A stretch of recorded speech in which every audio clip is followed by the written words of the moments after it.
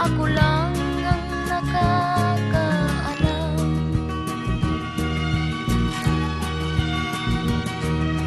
Magulang ko'y ginawa na ang lahat ng paraan upang mahiwalay sa aking natutunan. Subalit iniwan ko ang ibinigay na karangyaan. Kung ano ang dahilan, ako lang ang nakakaalam.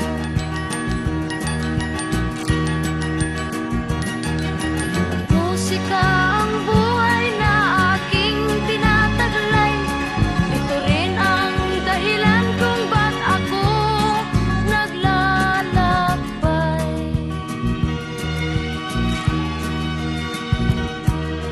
Kaya ngayon ako'y narito upang ipaalam na di ako nagkamali sa aking daan. Gantimpala'y di ko hangad na makamtan, kundi ang malamang tama ang aking ginawa.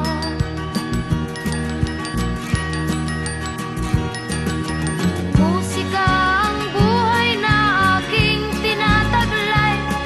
Ito rin ang dahilan kung ba't ako naglalakbay.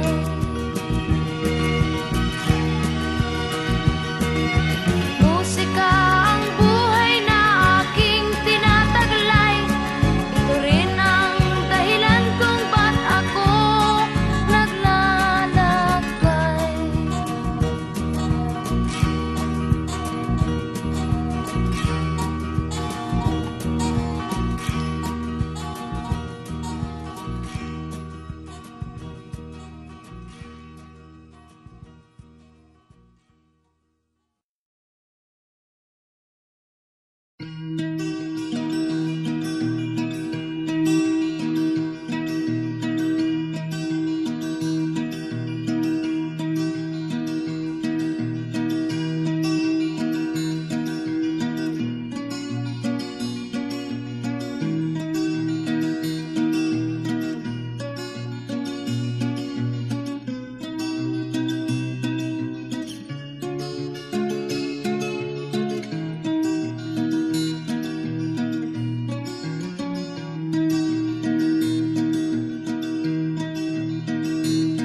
Lapit mga kaibigan at makinig kayo.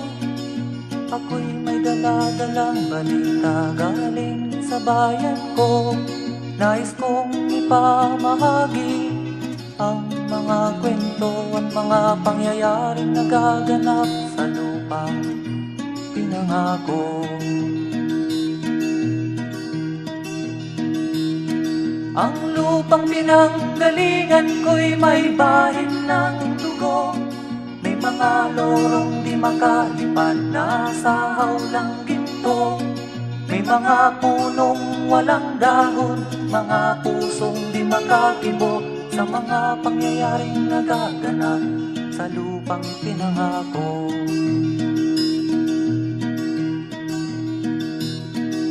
Mula nang makita ko ang lupang ito, nakita ko rin ang munting apoy sa puso ng tao. Ginatungan ng mga kabulukan hanggang sa lumago. Ngayon ang puso'y may takot sa lupang ipinangako.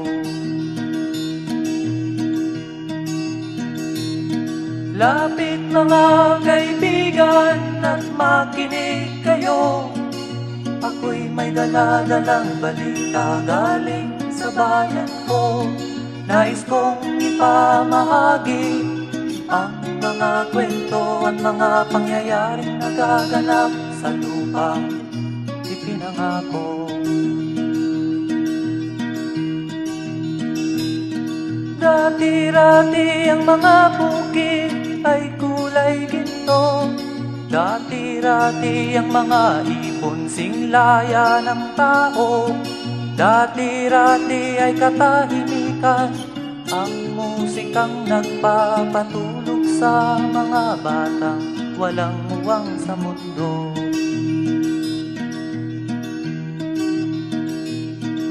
Ngayon ang lupang ipinangako ay nagsusumamo. Patakan yun ang luha, ang apoy sa kanyang puso.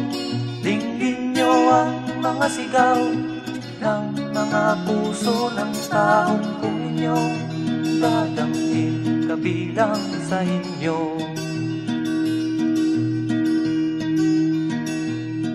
Duol mga kaigsunan, nung paminaw kamo, doon ako'y dala ang mga balita gikan sa banwa ko.